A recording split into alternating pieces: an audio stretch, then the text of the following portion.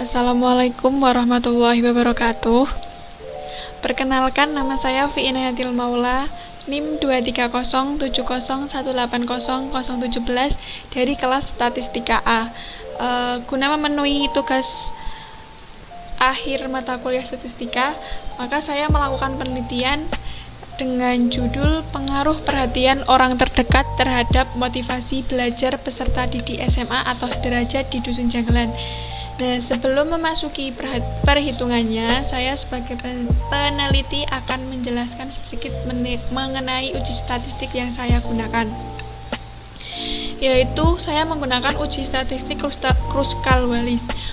Uji Kruskal-Wallis merupakan uji statistik non-parametrik.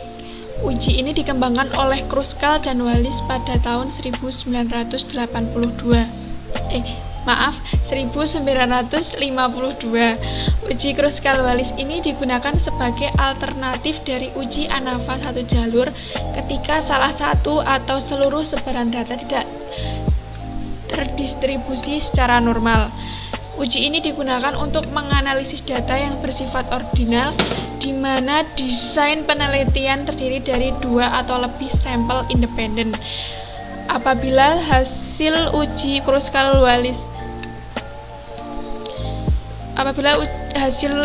Kruskal-Wallis ini menunjukkan signifikansi pada 2 sampel atau lebih, hasil ini memberikan kesimpulan bahwa terdapat perbedaan rata-rata median masing-masing K median.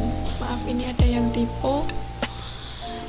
Pada penelitian ini saya menggunakan uji Kruskal-Wallis dengan judul penelitiannya yaitu Pengaruh Perhatian Orang Terdekat Terhadap Motivasi Belajar Peserta Didik SMA atau Sederajat di Dusun Janggelan.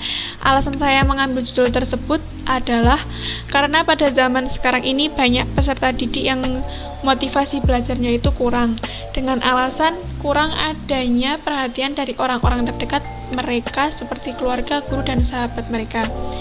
Saya sebagai peneliti telah membagikan kuesioner kepada responden dan mengambil beberapa sampel.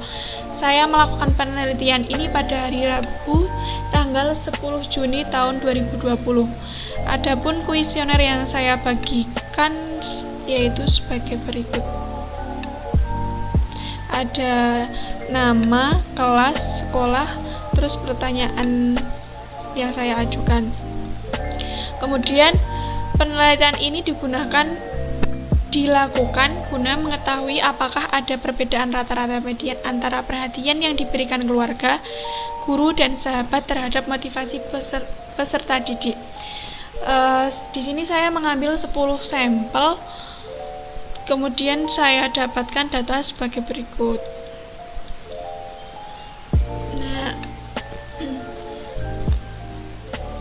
Kemudian dari data ini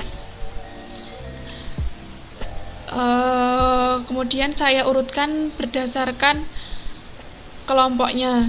Untuk keluarga yaitu kelompok 1, guru kelompok 2, dan sahabat kelompok 3.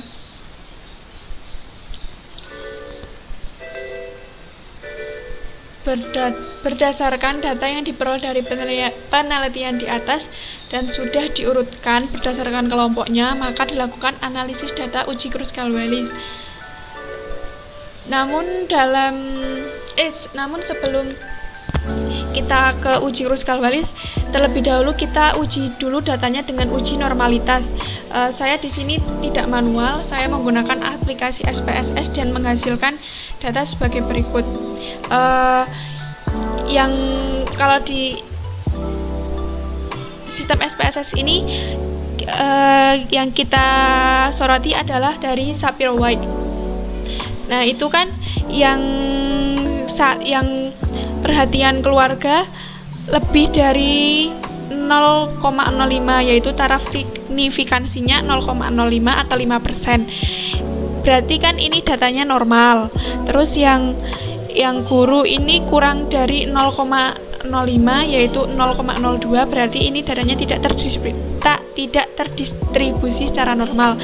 Yang ketiga yaitu perhatian dari sahabat 0,369 atau lebih dari 0,05. Nah, sesuai uji normalitas di atas, di mana salah satu dari sampel memiliki tingkat signifikansi kurang dari 0,05, ini berarti ada salah satu yang tidak terdistribusi secara normal. Maka syarat untuk melakukan uji Kruskal-Wallis ini terpenuhi. Kemudian saya melanjutkan dengan menggunakan uji Kruskal-Wallis dengan SPSS juga dan menghasilkan data sebagai berikut. Sesuai dengan uji Kruskal-Wallis menggunakan SPSS, dapat kita ketahui bahwa nilai ini asimsike lebih dari 0,05, yaitu 0,129. Maka dapat diartikan bahwa tidak ada perbedaan rata-rata median antara perhatian dari keluarga, guru, dan sahabat terhadap motivasi belajar peserta didik SMA atau sederajat di Dusun Janglan. Sekian pemaparan dari hasil penelitian saya. Kurang lebihnya mohon maaf. Wassalamualaikum warahmatullahi wabarakatuh.